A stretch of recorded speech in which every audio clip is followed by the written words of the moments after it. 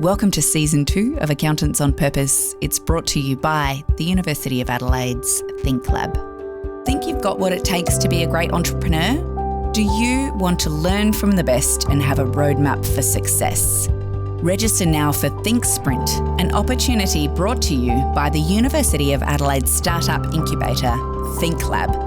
Test your skills in their 90-day sprint and learn the habits of highly successful entrepreneurs with weekly coaching, workshops and day passes for Think Lab Adelaide.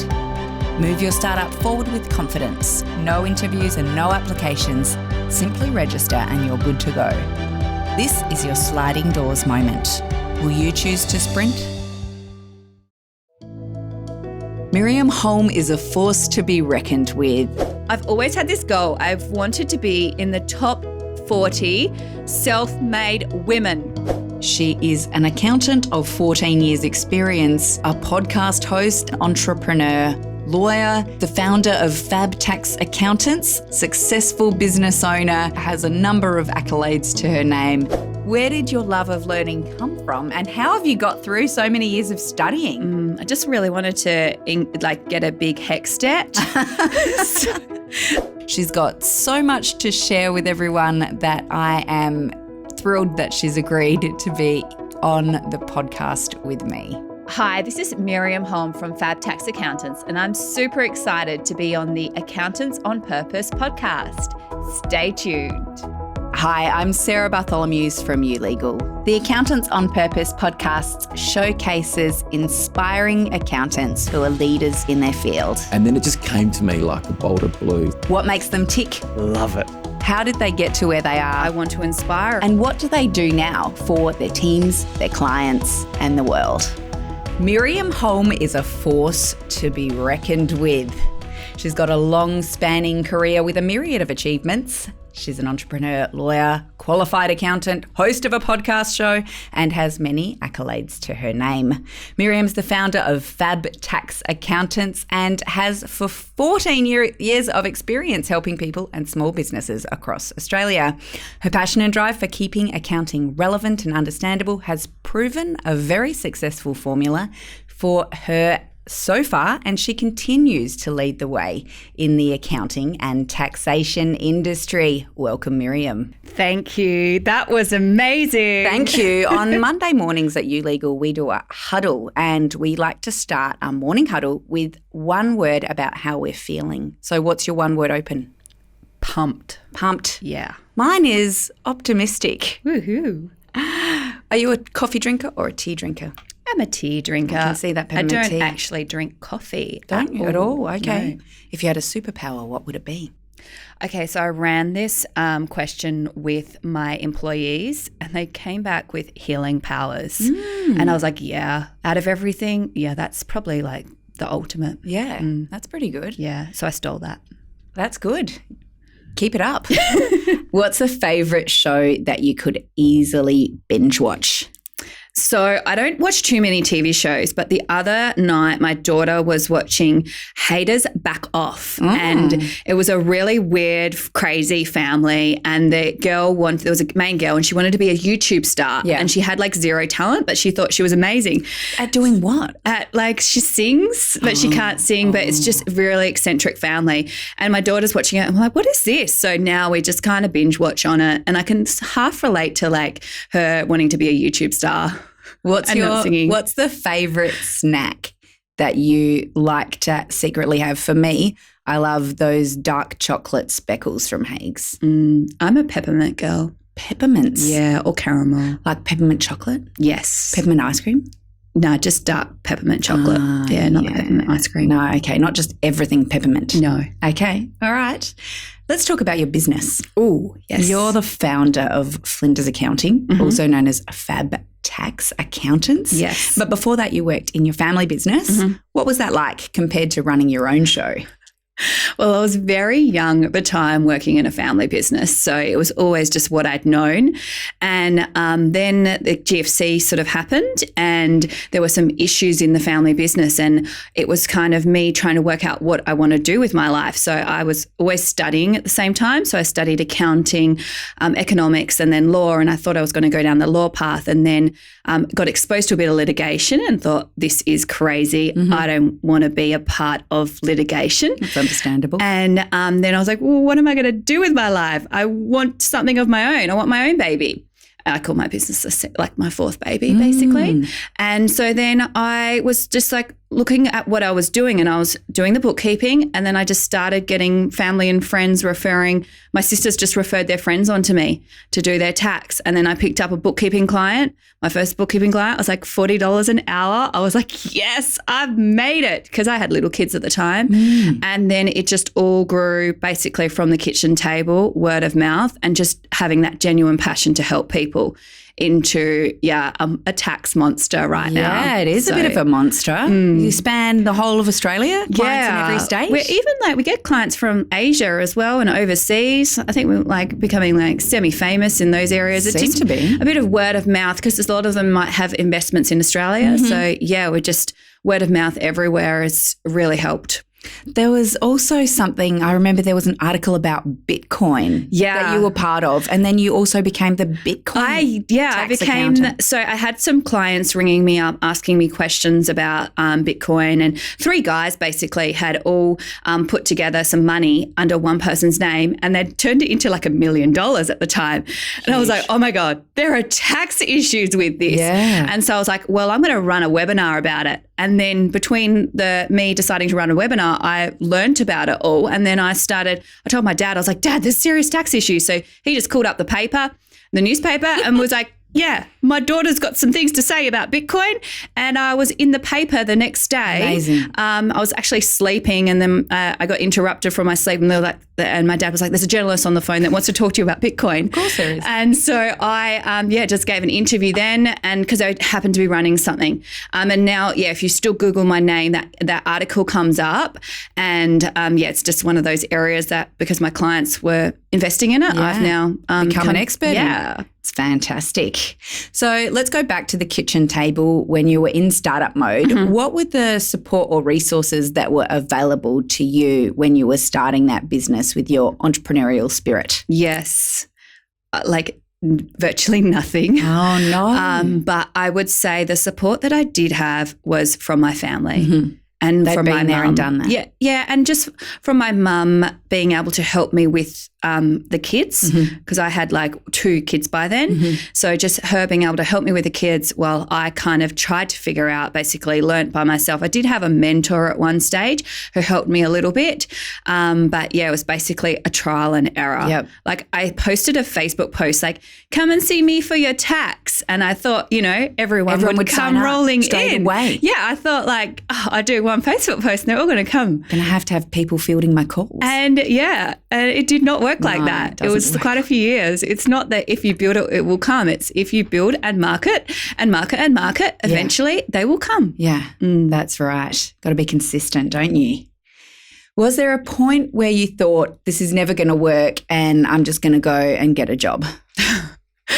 I've never really had proper jobs. So I did work at Hungry Jack's as my first job. Really? Yeah. How old were you when you started there? I was about in year 11 or 12, I think. Okay. So for me and my sisters, we all worked at either Hungry Jack's or McDonald's. Yes. So learn all the systems, Well, I was franchising. a McDonald's person. Oh, there you go. Yeah, I could tell you. We're rivals. Yeah. My sister Talitha was at McDonald's Okay, too, all just right. down the road. She's my soul sister. She earned about $1 more than me or $2. Really? Yeah, we were slightly less. Wow. But yeah. So, hey, it was a job. So I haven't really had proper jobs, and I don't even really know what that concept is to me now. And also with little kids and now a family, I need that flexibility and freedom. Yeah, I probably work a lot more than what I would in a job, but my mind is just constantly going. So and you're passionate about what you do. Exactly, yeah. And for me, it's even I don't think you could not pay me a certain amount of money to go work in a job. It's this is what I love to do. Yeah. Yep. So if you were never going to stop and get a job, you were always going to keep going in your business. What was it that what is it that keeps you going? What keeps you getting out of bed every day? So I ran into a whole lot of issues about a year ago, life issues, business issues, break up with a partner, break up with a business partner. And it was just this feeling of like rejection basically and a bit of failure in like that business venture not working. And I had a little tear, had a little cry, and eventually like I kind of realized it was one about like just personally growing and learning from these lessons. And then 2, I posted a pretty like raw Facebook post at the time. And usually I'm always about positive. And I don't share that downside, but I kind of shared that I was struggling a little bit. And the amount of support that I got from women was amazing. And they just encouraged me to keep going. So I kind of feel like I'm leading and shining a light on just going for it, putting yourself out there as a businesswoman. And I feel like I've now got this community of women. Yeah, a sisterhood of women that I want to inspire, encourage them to go for it and to pursue their dreams. So maybe having those more raw, authentic, this is going on and it's not great posts are important. Yeah, I think authenticity is really important. And I see it a lot in Facebook and social media. Like people just put up these lives and because I'm an accountant, I know what their numbers are in their businesses as well. And I know there's probably like a few fake people that think they're living the dream, like with their laptop lifestyle. And it's like, yeah, nah, behind the scenes, that's not actually happening. So I want to be genuine and authentic with sharing my journey. Yeah, cool. I think that's so important. I'm so glad. So you're a lawyer and an accountant. Yes. Do you think the skills are aligned? Or do you feel like more a lawyer or more an accountant? Yes. Like, how do you feel? I've actually got quite a few qualifications. So I'm actually got myself on as a financial advisor just before the rules changed at the end of last year. So I could wear an accounting hat, I could wear a lawyer hat, I could wear a financial advisor hat, I could also wear a mortgage broking hat if I wanted to. I just went through a crazy period of studying every single thing to do with finance. Yeah, cool. But for me, it's probably the things that I'm passionate about. So now it's focusing on what I'm passionate about and it's actually helping people and solving problems. So I don't necessarily want to know every single area in detail. I know accounting the best, but it's more so about how can we find solutions to problems and how can I help my business clients win. Yes. And so at least having a basic understanding of key legal issues so I can flag, hey, this is an issue, we need to sort this out. Or if there's a financial advice issue, I can flag we need to come up with a solution to this. So just being a general or like all-rounder has really helped. And also I also like to wear the entrepreneurial hat as well. Of course. So there's that hat, being the business owner, entrepreneur, and also being technical and finding that balance between being a technician and an entrepreneur because I want to do both. So what you also do is you be a mum. Yes. And so how do you do that? What other tips do you have, I suppose, for women who are trying to do that juggle? Yeah, it is a juggle. I heard someone say, and I'm struggling with this at the moment. Well, I'm just trying to work out what it is for me. But someone said balance is bullshit. And I've had to make sacrifices to get to where I want to be with my business and sacrifice some time with the kids. But it's more so than the time that I do have. So I try and devote a whole lot of time on the weekends to quality time with the kids. I try and make sure I go to their sporting events. So it's about being present. And I've really tried to identify like one night a week is a family night. I'm actually a single mum as well, so I don't have my kids the full week. So I try to, when I don't have the kids, I'm like working like 16 hours. Yeah, I'm doing my full, like I'm going for it. And then when I've got the kids, yes, I still have to go to business functions sometimes. I still have to work, but it's really trying to schedule in, my time with the kids and try and do some one-on-one time because I got 3. So I recently went and took my eldest son on a business retreat with me.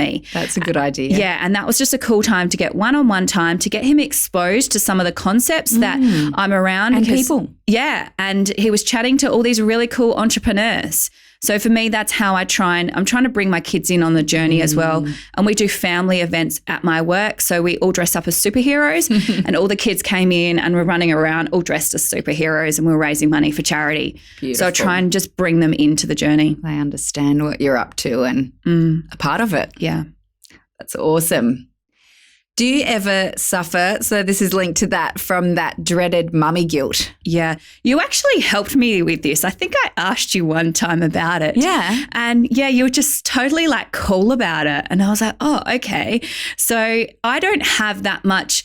I don't feel that much. I mean, yes, I do feel guilt sometimes, but I know being like a single mum, I've got kids that need to have their school fees. We've got a house, I've got mortgages. So I feel like I've got to be doing this, one, to provide a certain style of lifestyle, but I also want to show them a woman that is pursuing a career and also raising kids. Because I think like if a man sometimes goes away on a conference or something like that, there's not this, oh, like what about your children? Who'll take care of them? But if a woman wants to go away on a conference, there's this, there is that whole pressure around leaving the kids. So for me, it's just about realizing what my sort of higher purpose is and then also being just as best a role model as I can for my children. And being able to understand all of you and what you're about. So awesome. So one thing we've talked about before, and in preparation for today, I have started reading a book by Gary Vee. So I've always been a bit anti-Gary Vee. I kind of just would show up in my social media feeds all the time and I just wanted to turn down the music. Yeah. But I'm reading this book now. And which book is it? It's the one after Crushing It. Okay. Maybe it's called Still Crushing It or something. Killing It? I don't know. it's the second 2.0. Exactly. So there's lots of quotes from Crushing It in it and what people got out of it. Yeah. And I have finally kind of come around to that I feel like he's got quite a lot of value for people who are running their own business. Yeah. What is it that you love about him? I just love that he's out there and he's just, talking how it is basically. I think there's a lot of haters and a lot of critics about people that have become successful. And I always look, if they've been successful, if they're at some area that I want to sort of achieve or if they've attained to some level of success, I look at their positives and I don't worry about their negatives. So there's like positives to Gary Vee and he's pretty hardcore in some of his things. He swears a lot and that type of thing. But I look at all those positives and think about how I can apply it with my life. And I think that's all the American rah-rahs. I love them all. And there's good things about all of them and I'll take those good things and apply it to my life and then do it in my own style. Yeah, and just leave the things that you don't need. Yeah, if I disagree. And, what's the point of me like going onto Facebook or criticizing anyone? Like I'm in the game. I'm in the match. We do have that tall poppy syndrome here in Australia more than anywhere else, don't we? Yeah, and particularly sometimes I think with Americans as well. I don't know how Americans perceive these people, but for me, I'm just like, bring it on. I want to be the best person I can be and I want to learn. Let's go. Yeah. What skill have you learned in the last 12 months that surprised you?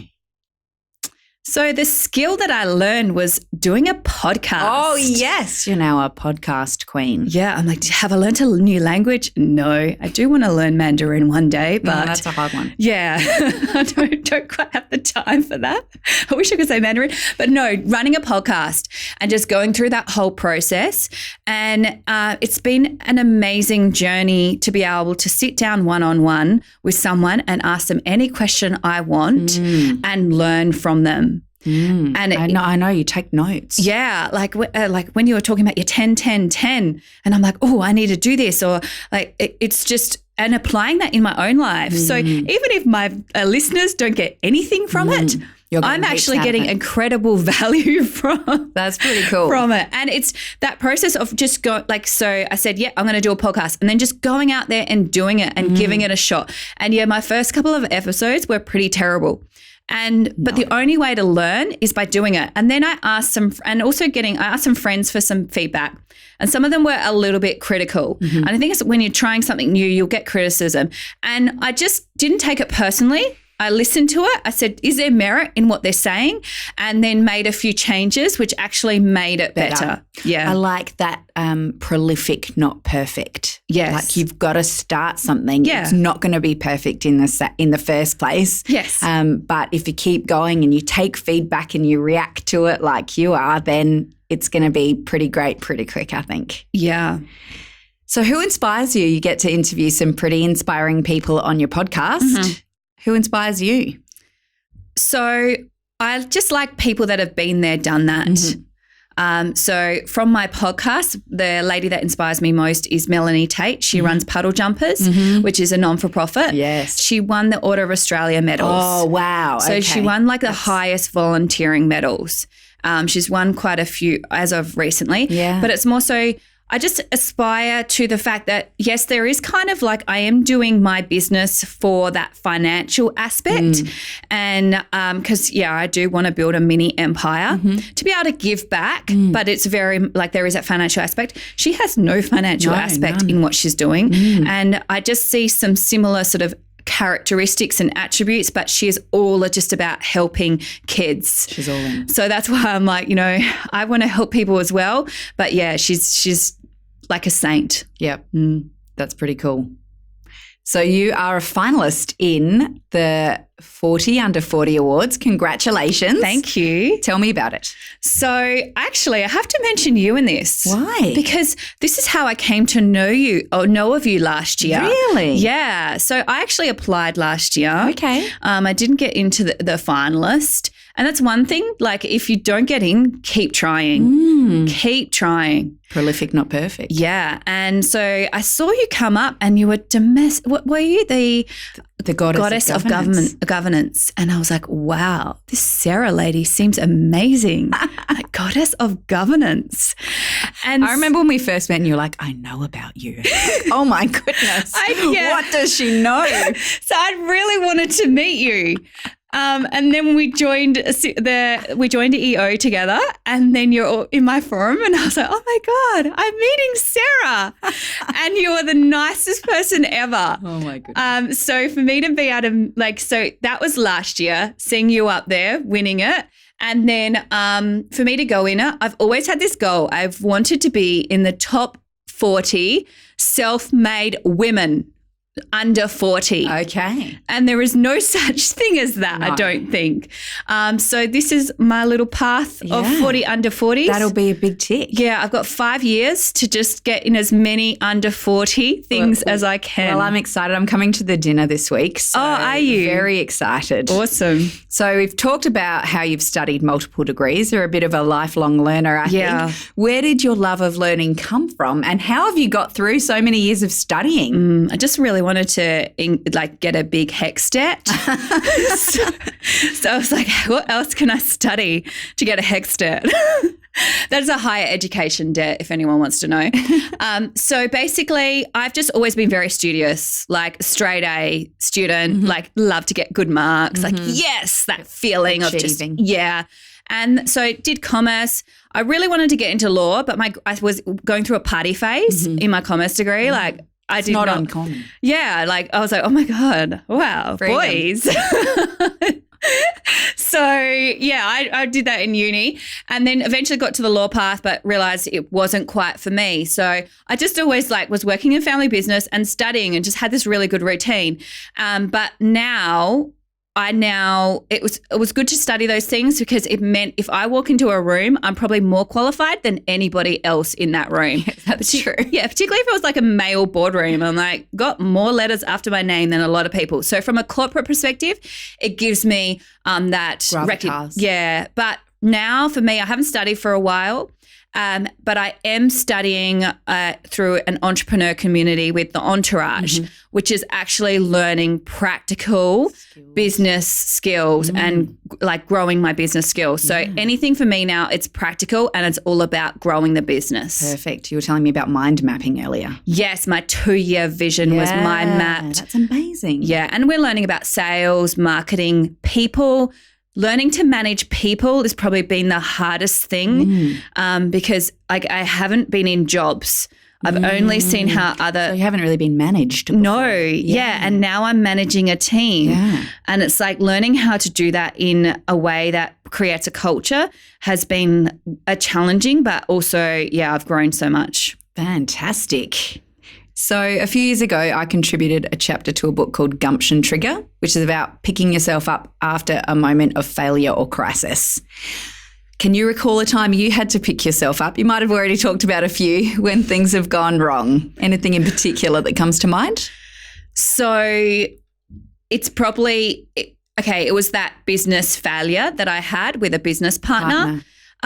It's for anyone in business partnerships, it's one of the hardest things to be able to do. And we had just grown apart and I was kind of like, didn't take responsibility for it.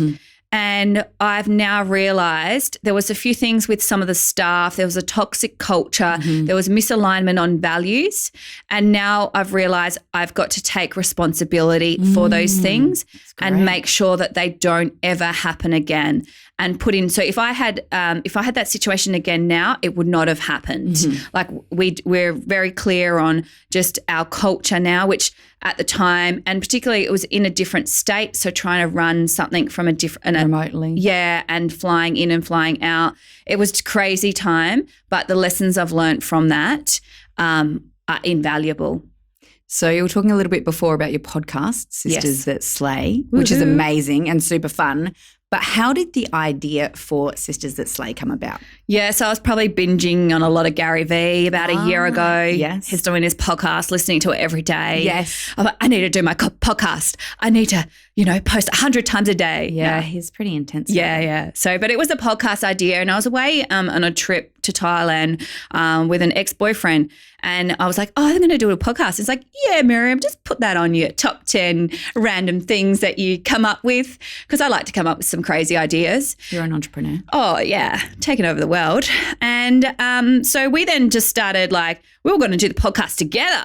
It's going to be the Mim and Michael show. Shout out, Michael. There we go. And then we broke up. So didn't happen. I laid to rest my podcast dreams for a little bit because I'd always had this Instagram fantasy that I was going to meet this amazing guy and we were going to build this empire together. Okay. And that amazing guy hasn't showed up yet. Yeah. And so I was like, what am I going to do? And I'm like, I want to build an empire still. So I looked around at who had been supporting me and my sisters had been there that whole time. They had. And we have gone through so much. They have got my back. We've renovated properties. We've built businesses. We've worked in the same businesses. If there's anything I need, my sisters are there for me. If it's looking after my kids, anything.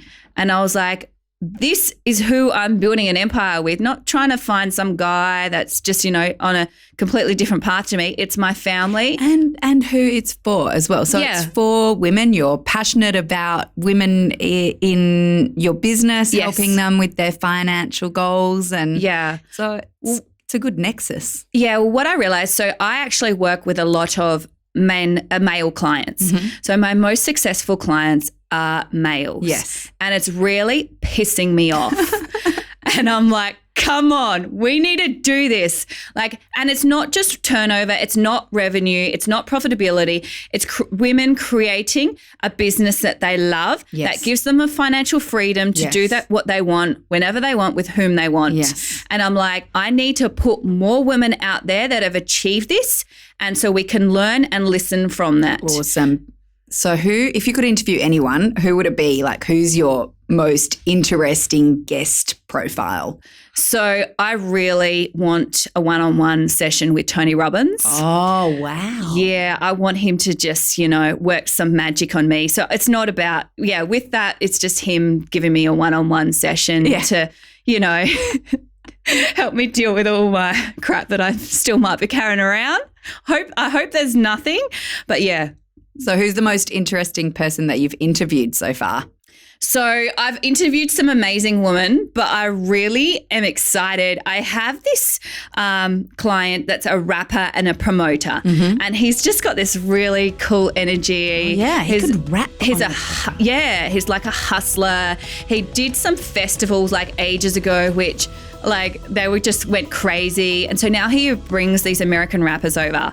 And the next rapper, I think he's bringing over like Hercules or something. I don't know who he is, but he's got 25 million views on one of his YouTube videos. It sounds like he's sort of a big deal. Yeah, so I want to interview him. So, yeah, I'm going to make that happen. That's amazing. Yeah. It's been so fun having you here today. Thank you. I think we should end with a one-word close. How are you feeling now? Grateful. That's a beautiful one. Yeah. I'm feeling loved. Awesome. Thanks for tuning in to the podcast today. If you're still listening, you can find the show notes on our website, ulegal.com.au. You're welcome to go ahead and subscribe, leave a review, and share the podcast with anyone that you think might benefit from it, anyone that you think is open to helping us create a world with a purpose that's higher than profit. If you're an accountant on purpose, feel free to find our Facebook page and join our community.